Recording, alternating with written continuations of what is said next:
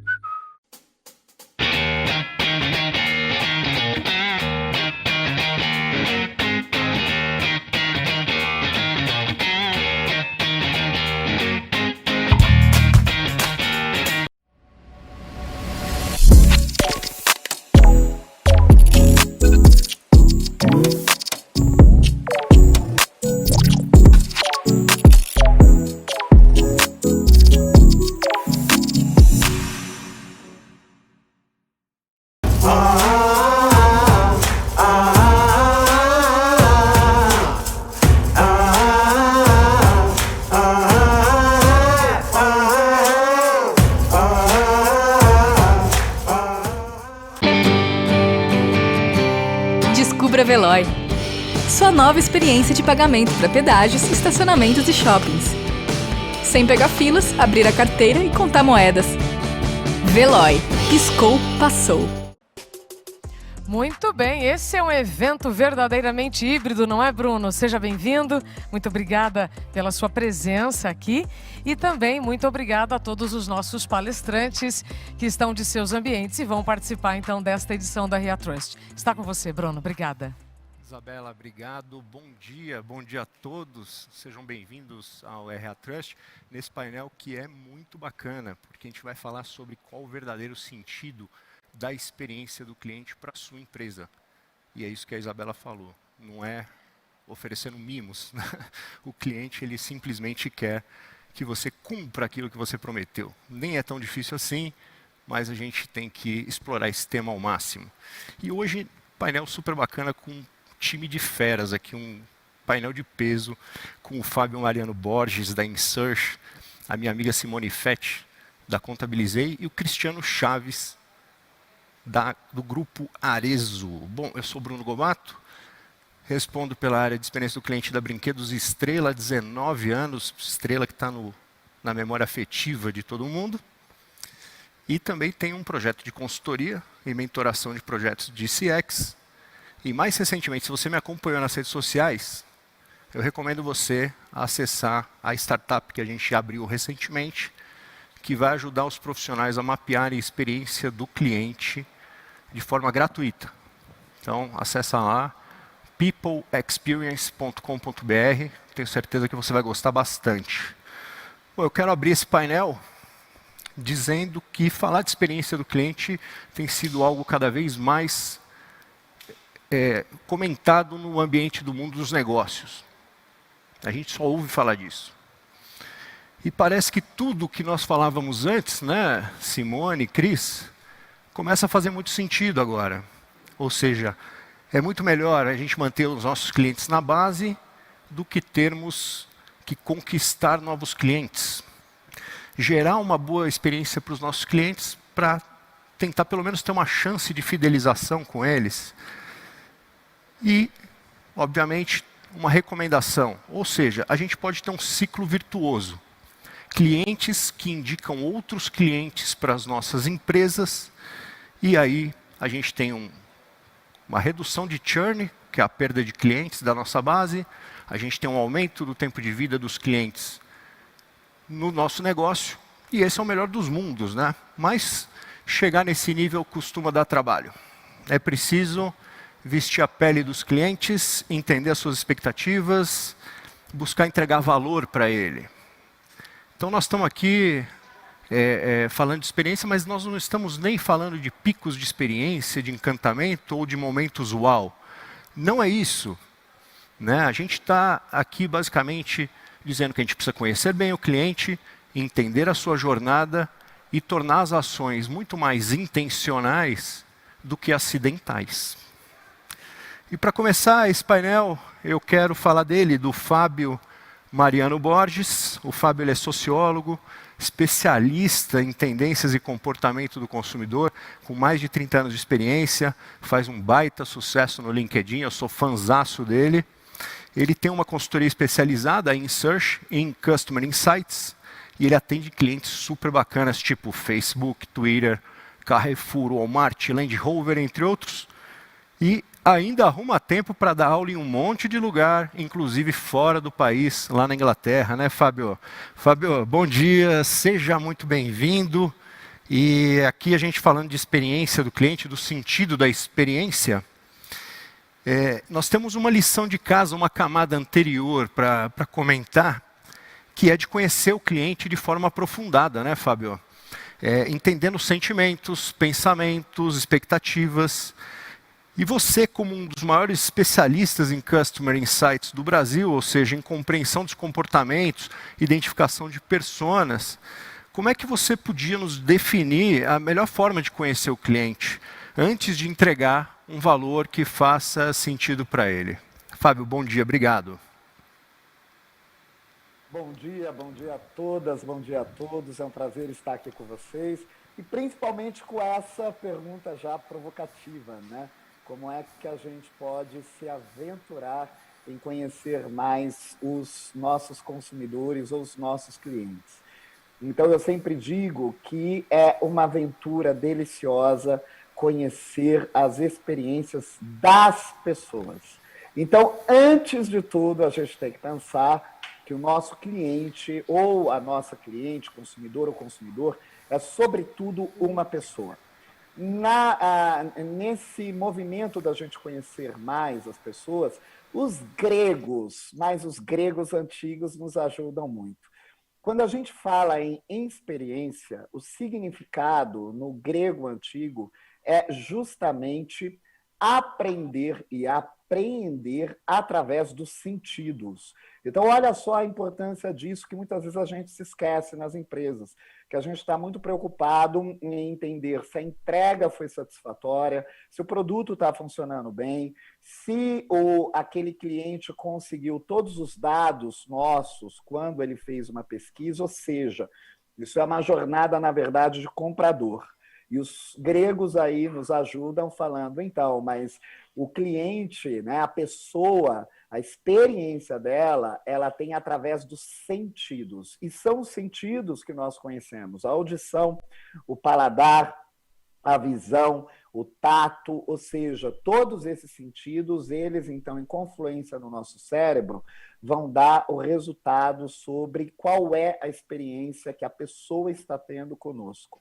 E a melhor forma que nós temos, cada vez mais, de entendermos as pessoas e essas experiências é justamente os estudos etnográficos, as ferramentas que a gente tem cada vez mais, né, emprestadas aí das ciências sociais, da antropologia, onde a gente tenta entender os significados que as pessoas dão para cada experiência.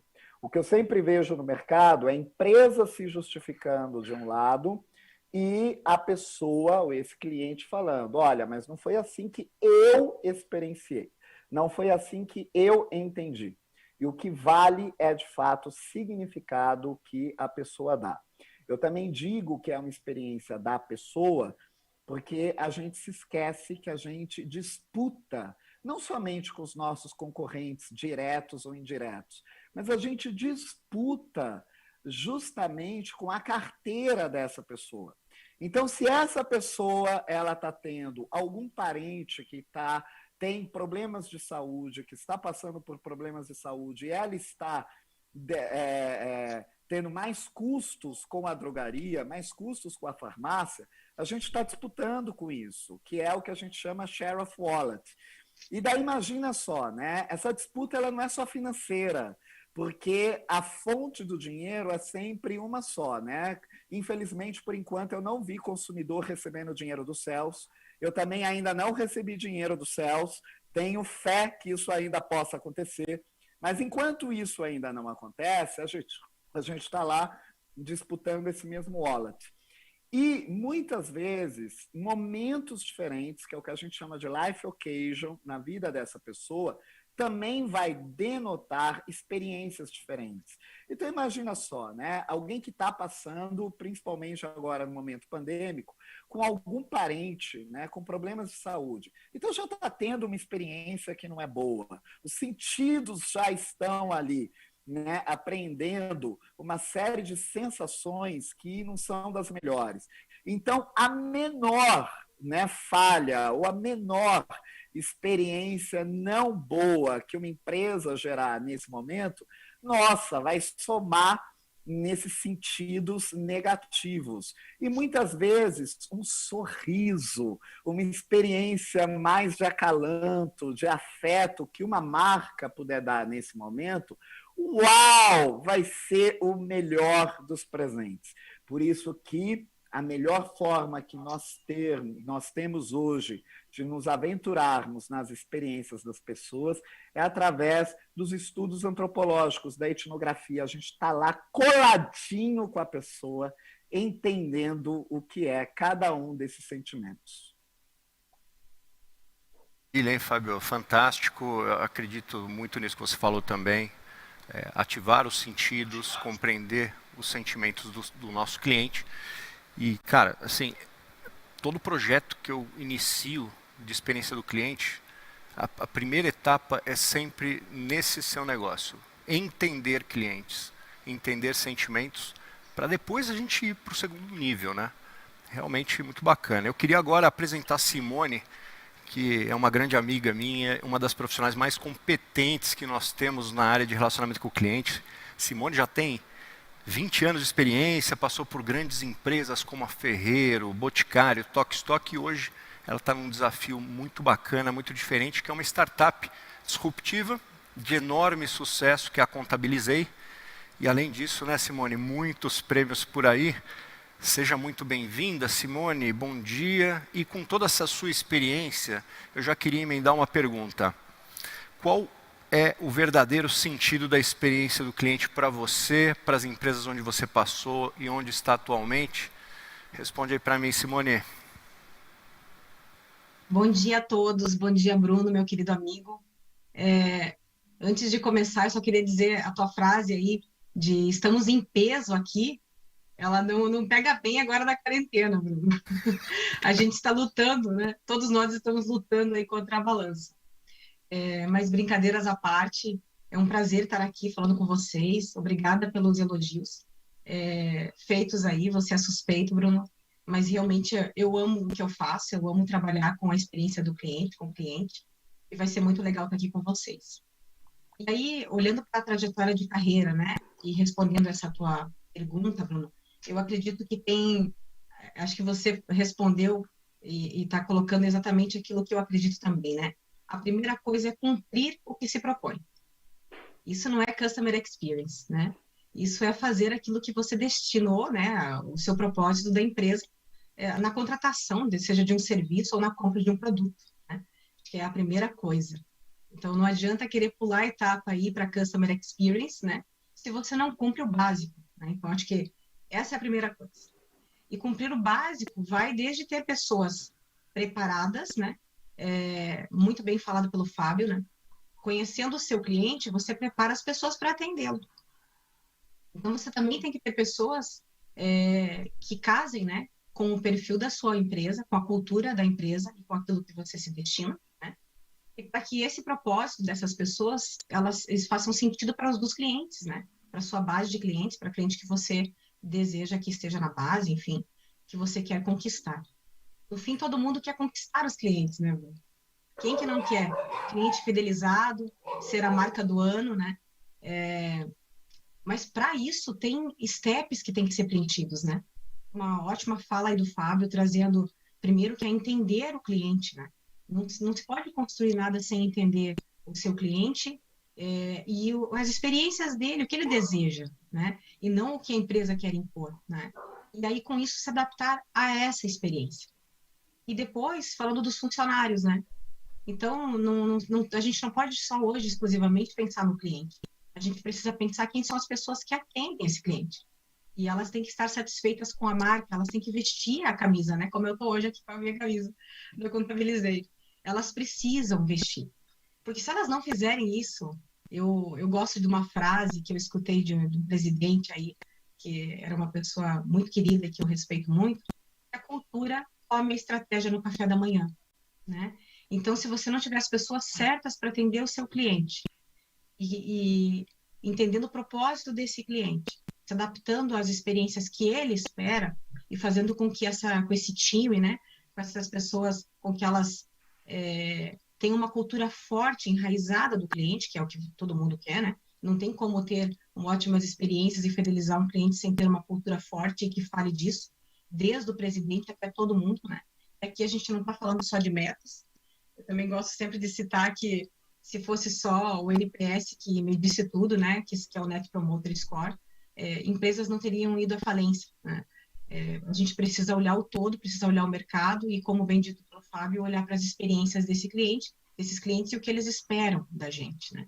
Acho que para mim é isso, pensar muito em como a gente investe em cultura que fale de cliente de ponta a ponta, e aí não é só nos papéis e nas paredes da empresa, é no dia a dia, né?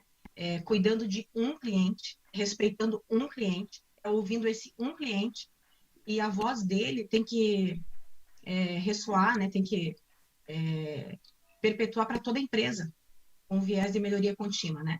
Então, se um cliente não estiver satisfeito com aquele serviço que você está prestando, tem que dar um passo atrás, né? Tem que entender por que ele não está satisfeito, porque ele pode estar refletindo outros tantos que estão insatisfeitos e não estão comentando. E não estão nos dando a oportunidade de vir até a gente, né? Quantas empresas se perdem assim, né? Nesse propósito de não ouvir genuinamente os clientes e adaptar a cultura e os serviços com base no que o cliente espera. Eu acho que é isso, Bruno, assim, para iniciar, para esquentar aí. Maravilha, Simone, excelente. Sempre bom te ouvir.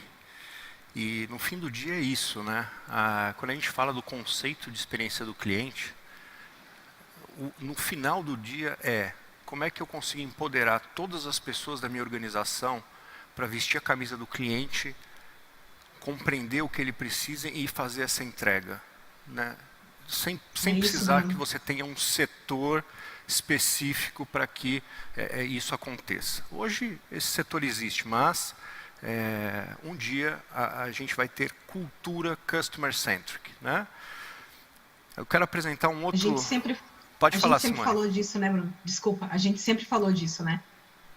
Nós somos dinossauros, né? São 20 anos que a gente acredita nisso e veste essa camisa. A gente, acho que viveu para ver isso acontecer, né? Essa transformação, ela já está acontecendo. Tudo é serviço, né? Hoje o cliente pode pular de uma empresa para outra e a gente precisa olhar com esse viés, né? De como a gente se torna especial e exclusivo para cada um desses clientes, para que eles queiram ficar com a marca, né? Que eles queiram vestir a camisa dessa marca também. Você não me chama de dinossauro não, viu, Simone? Eu estou aprendendo ainda. Desculpa, eu estou começando, inclusive, viu? Eu aprendo todo dia. Inclusive, quanto mais eu entendo o cliente, mais eu sei que eu não sei nada. Essa que é a verdade. É isso aí, é verdade. Eu quero apresentar um outro amigo nosso aqui, o sensacional Cristiano Chaves, ou simplesmente o Cris. O Cris foi meu mentor na E-Commerce Brasil, olha que luxo que eu tive. E é um cara que já tem 15 anos de experiência, fez história lá na B2W e já está há 8 anos no Grupo Arezzo. É um gestor muito competente, admirado pelo seu time, que é muito importante. Inclusive, eu fui até a Arezzo, lá em Campo Bom, conhecer a operação. Fiquei 2 dias dentro da operação dele, eu sei o que eu estou falando. É certamente um dos profissionais mais premiados do Brasil e um serial case. Seja bem-vindo, Cristiano Chaves. Tudo bem? Bom dia, Bruno. Tudo ótimo. Acho que, para resumir bem quem eu sou só um cara apaixonado por pessoas, né? E por ser um cara apaixonado por pessoas, me fez apaixonar por essa área, né, de atendimento, né, de se relacionar com o cliente, porque eu acho que é impossível um profissional, seja ele bom ou ruim, mas é impossível um profissional de atendimento permanecer tanto tempo nessa área se ele realmente não for apaixonado por pessoas, né? E aí, igual a sua última frase, Bruno, por mais que a gente pense aí, pô, 15, 20, 30 anos de experiência na área, quando a gente acha que já conhece a cliente, a gente vê que não conhece nada, né? Porque as pessoas estão em transformação a todo momento, ainda mais nesse momento tão desafiador aí que o mundo inteiro está vivendo, né?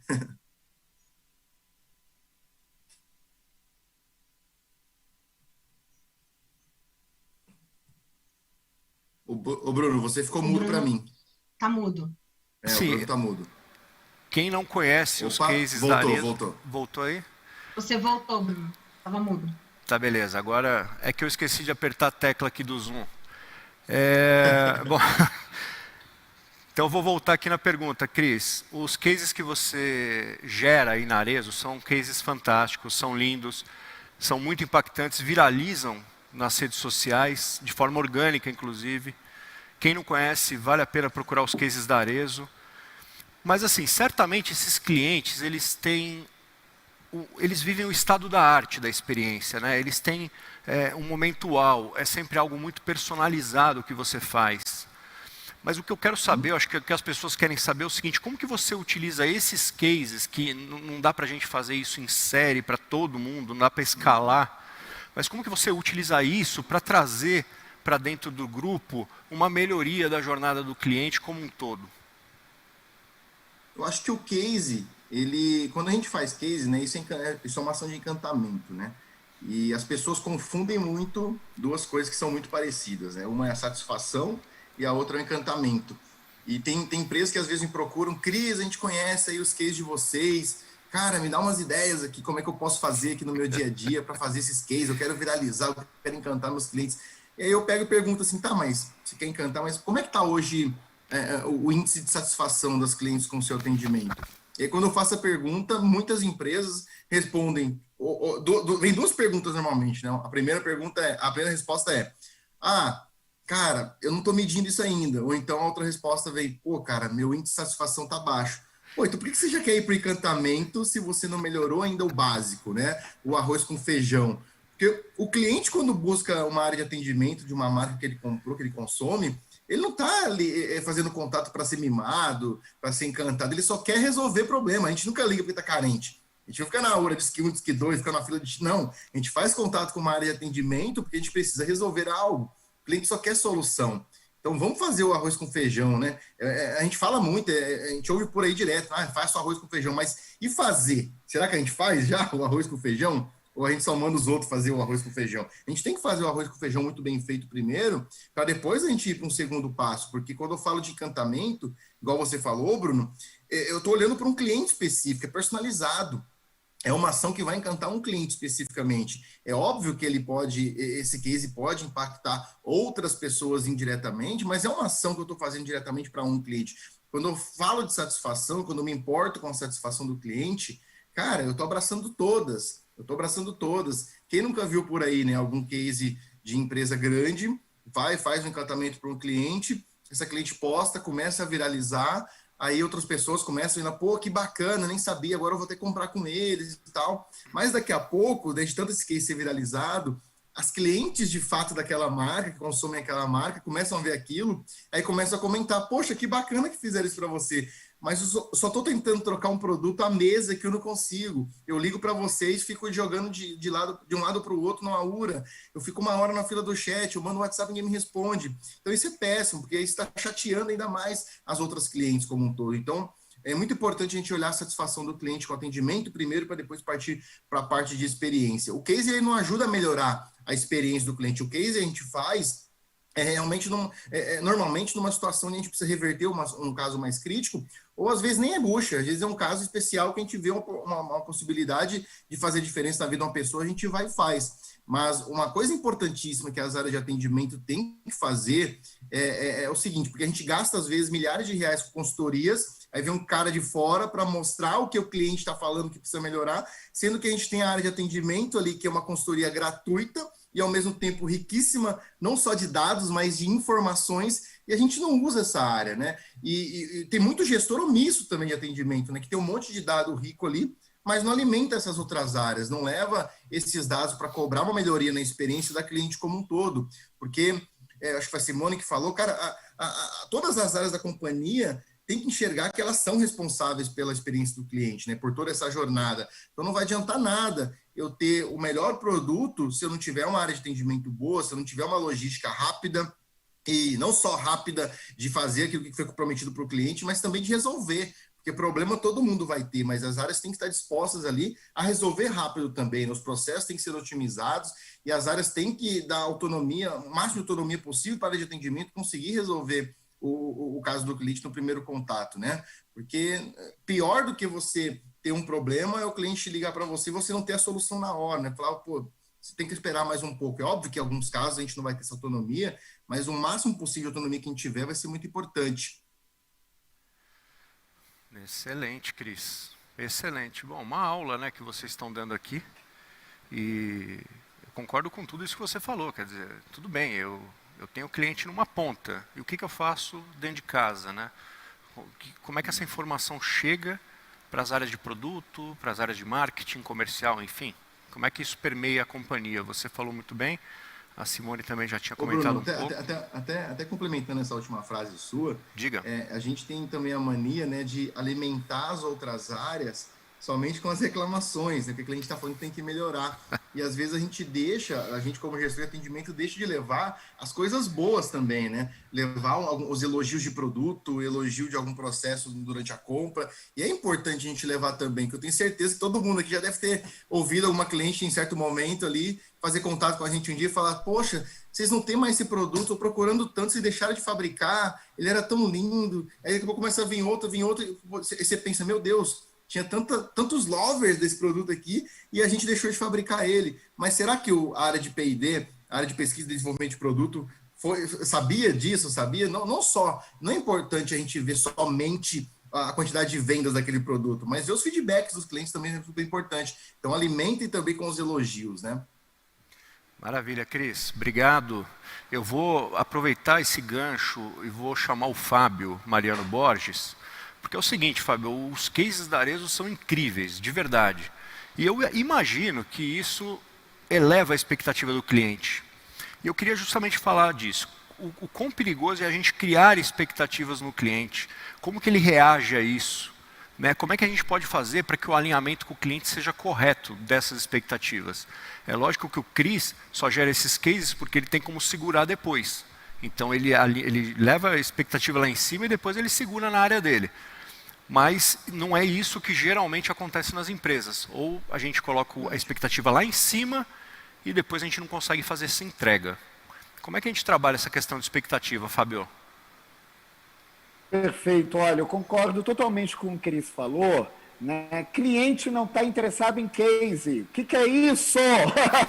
Cris, na hora que você contou essa história, que muita gente chega para ti e pergunta como é que eu desenvolvo cases para o meu cliente.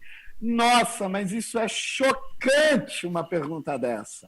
E eu não terei piedade, não tenho piedade. Essa pergunta é desumana.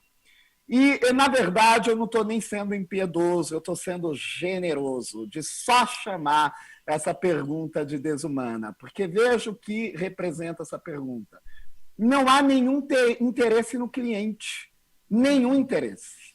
Essa pergunta ela parte de dentro para fora, da empresa para fora, de uma gestão para fora, e não de uma gestão inclusiva, e não de uma gestão sensível, e não de uma gestão humanizada, mas sim de como é que eu impressiono, como é que eu chamo a atenção. Só faltou perguntar, mando nude? Tem case de nude? Vou mandar os nudes para os clientes, e os clientes ficarão impressionados. Pois é, né? Então, a gente tem aí uma confusão que é em nós mesmos. Negócios não são sobre nós mesmos, são sobre as pessoas. Então, existe esse temor aí, né, da gente gerar expectativas. Por que existe esse temor? Porque a gente está sempre de olho na concorrência. Vocês já viram, e agora, de novo, eu vou fazer uma provocação, que, em geral, quando a gente está lidando, principalmente nessa época do ano, segundo semestre, com planejamento para ano seguinte, a gente está sempre de olho como estão meus concorrentes, como está o pricing, quais são as novidades no mercado. Ou seja, nós estamos de olho em nós mesmos. Então, as expectativas que nós acabamos criando nos clientes é porque a gente quer sempre falar que nós somos melhor que o nosso concorrente. Olha, o meu preço é melhor que o do concorrente, eu entrego mais do que ele, eu faço mais do que ele. Então, o nosso panorama é sempre a concorrência. Olha, eu não estou desprezando a concorrência, é óbvio que é muito importante, mas a concorrência é um dos elementos. O elemento principal, o centric, né, do negócio, é de fato pessoas. Então, na hora que nós enxergamos as pessoas e nós entregamos o que as pessoas de fato precisam, estamos ok. A gente não precisa correr da expectativa. Daqui a pouco a gente vai criar a frase: o que eu faço com as expectativas? Se correr, a expectativa pega, né? Se ficar, a expectativa come. Mas porque essas expectativas elas estão sendo montadas, elas estão sendo oferecidas de acordo com a perspectiva da concorrência, não com a perspectiva das pessoas. Eu vou contar uma história rapidíssimo que para mim é inesquecível a respeito de experiências e sentimentos, que foi quando a gente ainda tinha um império da telefonia fixa, né, com ali as suas marcas, né, que operavam e ainda operam aqui no Brasil.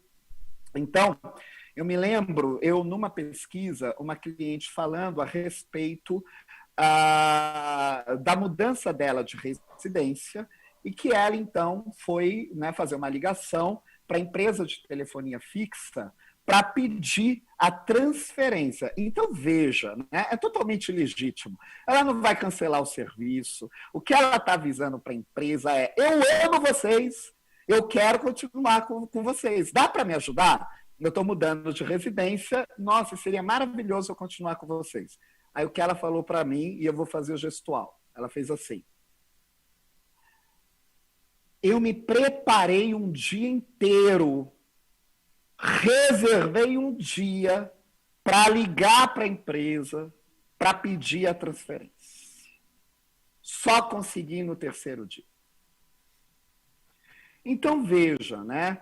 A sensação de tensão causada, a sensação de problema causado para continuar fiel ao serviço. Né? Então, vamos trazer isso para uma relação amorosa. Imagina sua parceira, o seu parceiro amoroso chega e fala: eu te amo tanto que eu quero continuar com você. Aí você vira e fala: isso daí é difícil, hein? Olha, pegou, agora pegou. Agora pegou. Não, vou fazer de tudo para você não continuar comigo. Então, foi exatamente a sensação dessa cliente. Isso não é um discurso individual, isso é um discurso coletivo, que quando a gente vai para os mais diferentes serviços e negócios, como a Simone lembrou, hoje é o mundo de serviços, ainda que seja de um bem durável. Então, as pessoas elas estão tendo esse tipo de sentimento. Agora, né, qual que era a expectativa da cliente? Era simplória, era assim: eu só quero continuar com vocês, tudo bem? Então, é muito o que a Simone e o Cristiano também falaram, né, que, por incrível que pareça, a gente ainda não está dando conta desse café da manhã, mas a gente já quer aparecer como o Masterchef da vez, fazendo pratos refinadíssimos, e que não vai dar certo. Então, a questão da expectativa é a gente olhar para as pessoas. Porque as pessoas elas estão com uma expectativa que é o afeto, é assim: olha, eu só quero continuar com você, né? É só isso que eu quero. Vamos ter essa relação de afeto, então? Então, se a gente pensar um pouco mais no afeto e olhar para as pessoas, a gente não vai ter nenhum problema em atender expectativas. Ô, Fábio, fantástico, cara, obrigado. E você falou uma coisa muito interessante sobre o afeto, né? Eu trabalho numa companhia que as pessoas têm memória afetiva. Agora, eu te pergunto, faz sentido eu colocar um tempo médio de atendimento para as pessoas que trabalham lá? Né? Se me liga uma senhora de 80 anos que quer contar da experiência que ela teve na infância com brinquedos Estrela. Quer dizer, é o tipo de coisa, né? A gente precisa focar nas pessoas e não nos processos. Ainda que os processos sejam interessantes, importantes, mas ele tem que partir de algum ponto, e esse ponto são as pessoas, as expectativas, os sentimentos, enfim. Muito bacana. Inclusive, sobre expectativa, queria jogar para Simone. Simone, virei cliente da Contabilizei, mas eu achei que nada ia dar certo. E isso é verdade, tá? Você sabe disso. Por quê? Porque é um negócio disruptivo, contabilidade online, eu não tinha a menor experiência com isso, acho que a maioria das pessoas está passando por isso pela primeira vez, mas eu fui surpreendido, quer dizer, tudo fluiu de uma forma como esperado, ou até melhor do que o esperado, né? Conseguiram reduzir a burocracia para mim, pelo menos. Eu sei que a burocracia existe, mas cuidaram de tudo para mim.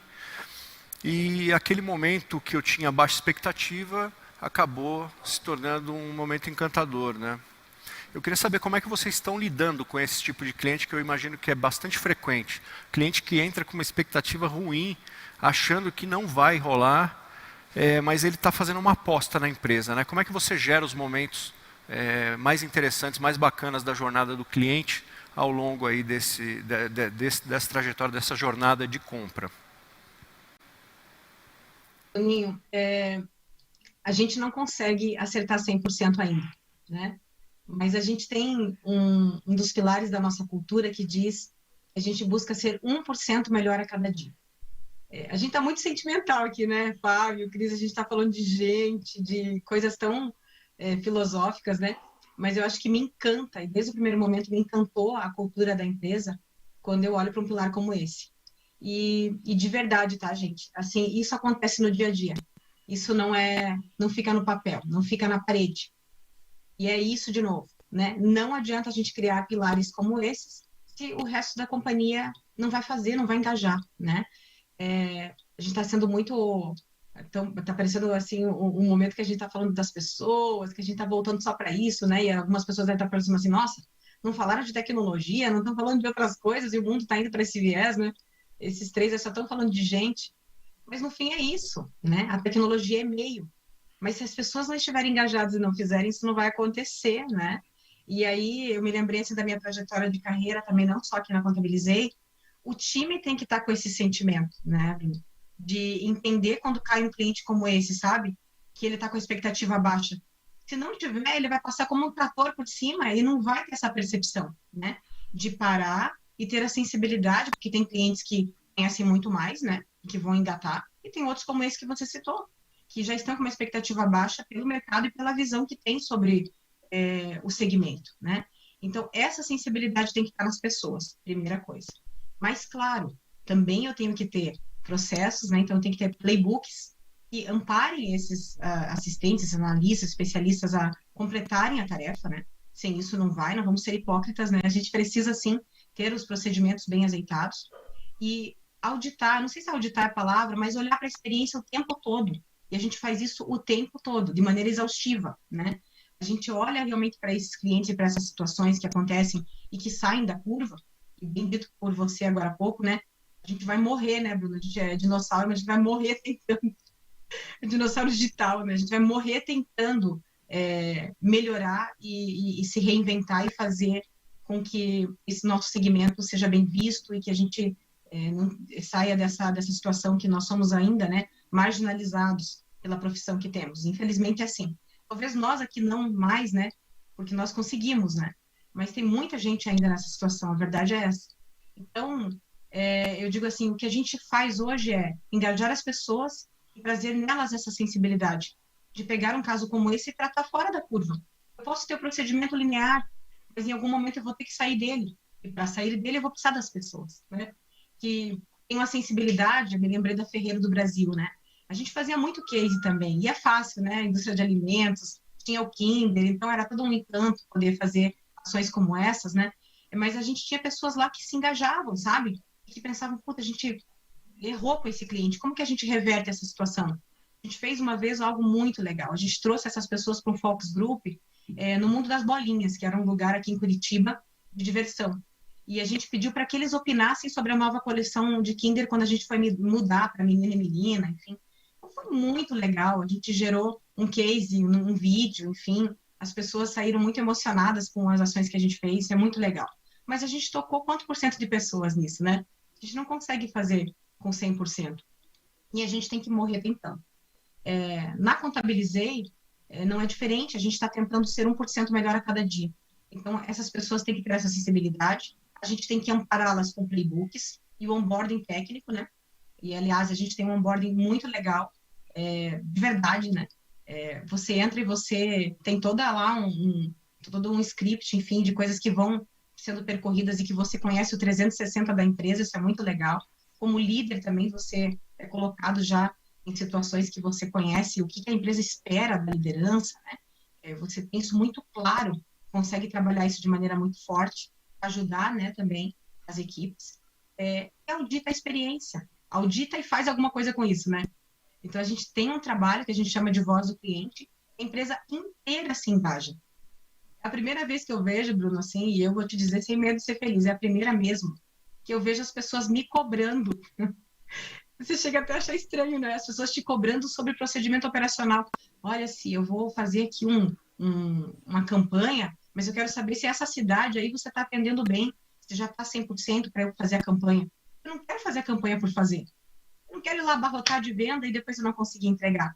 E isso é a empresa inteira pensando assim, gente. Sabe? Então, é muito legal. Brilha os olhos de contar essa história porque ela é real, né? E aí, também a tecnologia, né? Então, a gente está o tempo todo investindo em formas de automatizar aquilo que pode ser automatizado, para deixar para especialistas aquilo que precisa ser feito por especialistas, por gente, né? Então, a tecnologia é para o cliente que quer se autosservir, mas a pessoas certas, né? E engajadas com a sensibilidade de ver esses cases, como disse o Fábio, adorei ele falando, né? Cara, o cara que quer só trabalhar com case e não olha a satisfação, né? Não mede minimamente algum indicador, tem alguma coisa errada, né? Não é possível um troço desse. E aí os cases vêm, né, Cris? Eles vêm, né? A gente tem aqui uma situação que a gente não abre e-mail, por exemplo, né? Mas o cliente que pede as informações, a gente sabe dar, né? Nós somos especialistas na abertura de empresa. Então, a gente orienta, mesmo não abrindo, a gente orienta o passo a passo, onde ele faz, como ele faz, né? Porque a nossa cabeça é assim, pode ser que um dia ele queira abrir com a gente a empresa, e ele vai lembrar desse momento, e isso é muito forte, né? E não é, a gente não faz isso de propósito, é um case, né? Não. Eu quero que realmente as pessoas se sintam engajadas com a marca, né? Porque elas se sensibilizam assim como a gente, né? Elas veem um propósito. E não é fácil, né, Bruno? Você lembrou bem, desburocratizar algo que é tão burocrático, né? Mas a gente vai morrer tentando. Acho que é esse o viés aqui, né? E a gente vê, assim, tantas empresas fazendo cases, né? E diferente do Cris, que eu conheço também, eu considero meu amigo aí, eu só não fui lá, mas eu vou na fábrica ainda, não deu certo por causa da pandemia, né, Cris? Quando a gente falava de ir, aconteceu tudo isso. Mas eu sei que é genuíno ali, né? Porque eu também sou cliente, eu sou super bem tratada. Mas é muito triste a gente ver que a gente tem ainda esse pensamento, sabe? Os cases, eles têm que vir. E em cada empresa que eu passei, eu tive, né? O Boticário, então, imagina, as pessoas pedem um perfume que já passou, né? Lembram de um esposo, de alguém, né? Querido, que até às vezes já se foi. A gente fazia perfumes personalizados e levava para as pessoas na casa, com o nome escrito no perfume, né? Então, a gente fazia algumas coisas de encantar, mas não é isso que sustenta, né? É a raiz, é aquilo que você cria dentro da sua casa de cultura, de processo, né? E investimento nessas pessoas e nesse onboarding, no fim, que vai dar o encantamento que a gente tanto espera, né? Que é isso, Bruno. Falei demais, né? O encantamento, né, Simone, ele tem que começar dentro de casa, né? Não adianta... Tem muita empresa também que eu quero encantar meu cliente. E o colaborador é tratado que nem um lixo, cara. Não é assim, Exato, gente.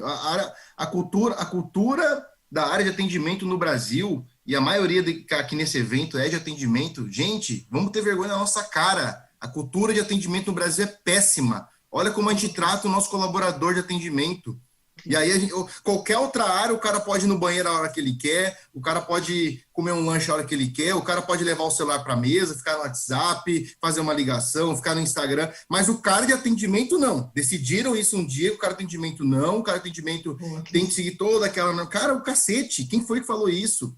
Eu tenho certeza que a maioria, e o que me deixa mais revoltado é que a maioria dos gestores de atendimento foram atendentes, sabe como é difícil, mas aí quando viram gestores, têm a oportunidade de mudar essa cultura, não muda. Não muda, tratam os colaboradores da mesma forma. Então a gente tem que começar a cuidar do nosso time primeiro, gente. O nosso time tem que ter orgulho. Não é quando a gente é perguntado, a maioria das pessoas, quando são perguntadas, você trabalha com o quê? O cara tem vergonha de falar com atendimento e falar, atendimento, trabalha com site, com telemarketing. Não, agora estou falando, seja o cacete de nome que vocês querem falar, eu trabalho com customer experience, trabalho com encantamento, tudo atendimento, gente, tudo atendimento. Então tem orgulho, façam um time de vocês, fala assim, cara, com muito orgulho eu trabalho com atendimento, sou atendente.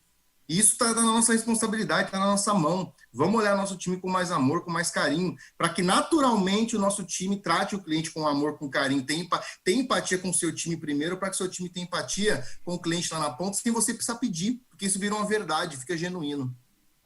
E, Cris, bem lembrado por ti, você sabe que aqui a gente não tem isso. É horário flexível para a empresa inteira, inclusive para quem trabalha no atendimento. Isso aí. E isso não nos traz as entregas? Claro que traz. Claro que traz, porque confiar nas pessoas... Como é que você vai confiar no teu cliente se você não confia nas pessoas, né? Então, nossa, foi lindo o que você falou. Acho que a gente aqui, que estamos há tantos anos lutando por essa área, a gente não pode desistir. A gente, como gestor, esse é o papel de gerar insights, né, Cris? Aquilo que você acabou de falar. Para tem tanta informação, como que a gente passa da melhor maneira para as áreas, para que as áreas possam utilizar essa informação aqui dentro de casa, né? Para não gastar uma fortuna com sistemas mirabolantes se você tem aqui dentro, né? As pessoas certas ouvindo o cliente todo dia. Maravilha.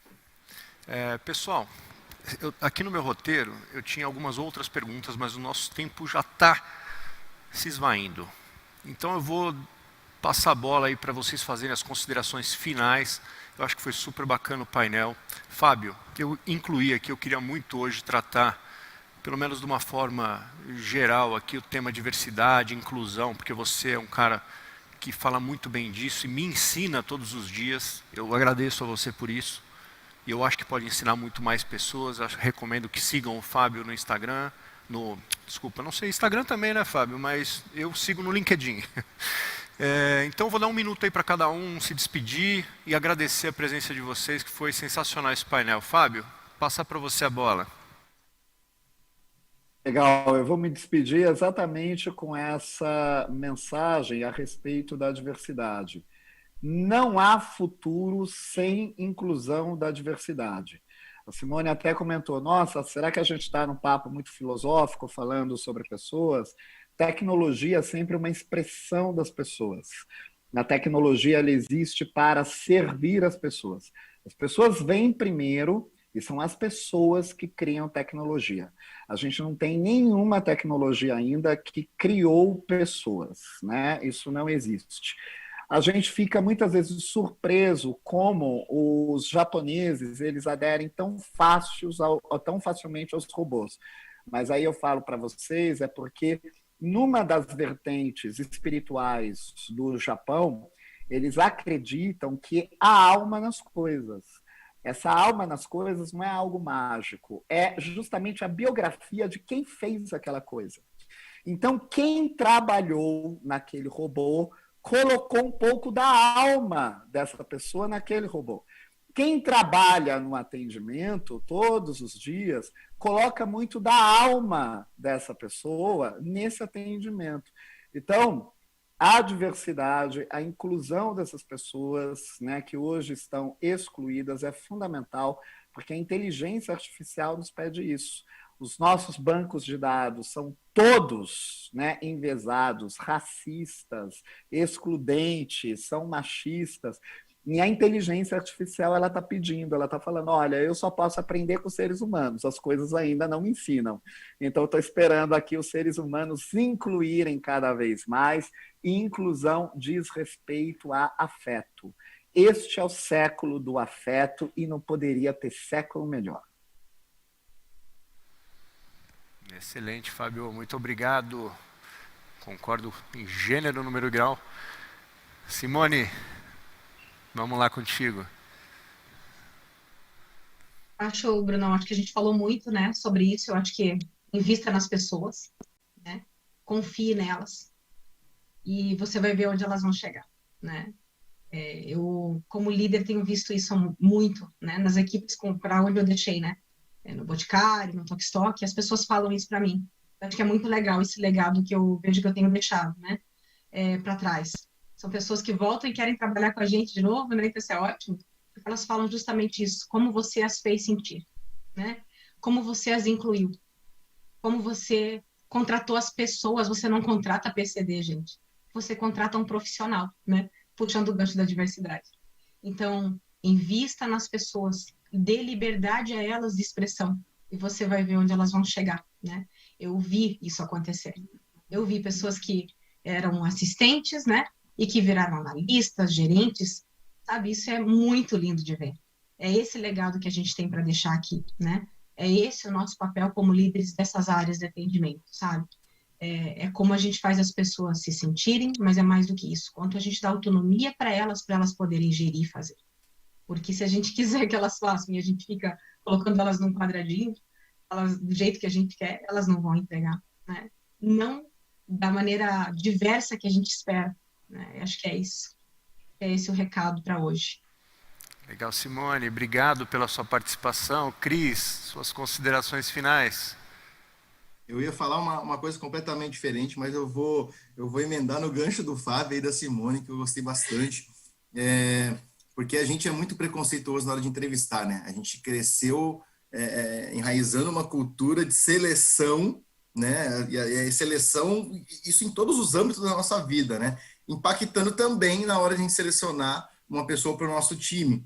Porque quantas vezes a gente deixou de contratar um profissional que poderia ter sido um cara incrível no nosso time, ter crescido, mas simplesmente porque ele era tímido numa entrevista, né? Eu tô falando isso porque, cara, eu tenho pessoas que na entrevista, eu tenho pessoas do meu time que na entrevista praticamente não abriu a boca, extremamente nervosas, tímidas, mas elas me demonstraram, me deram outros sinais que tinham a ver com a minha cultura. Eu contratei e hoje são monstros lá dentro, voam, né? Quantas vezes a gente deixa de contratar? Não, mas eu vou contratar uma senhora que de quase 60 anos, sendo que eu tenho que usar um monte de sistema, computador, WhatsApp, não, ela não vai conseguir. Quem falou que não? Tem senhorinha ali que fica de cara. Eu tenho senhoras no meu time que voam. Eu tinha uma vendedora que era a melhor vendedora do meu time, ela tinha mais de 60 anos.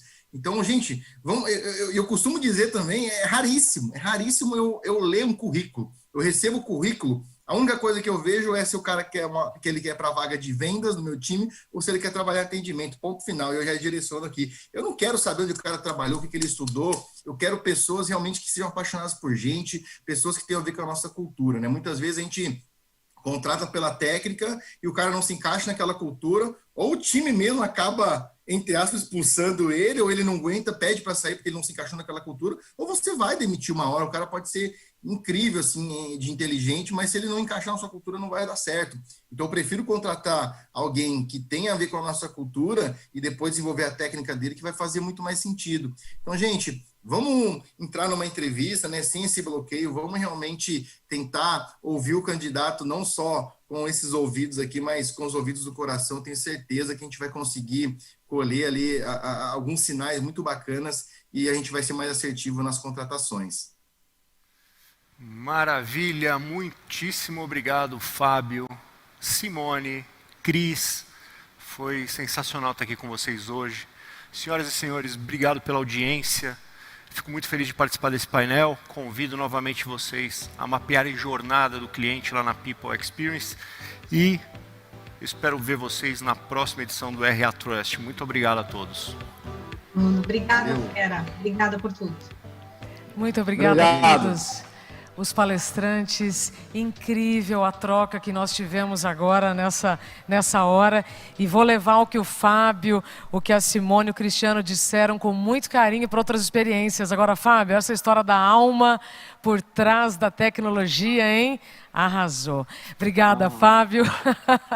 Obrigada, Fábio, a todos. E Bruno também. Obrigado. Foi um painel muito bacana. Sabe quantas pessoas estão conosco? Não. 1.100.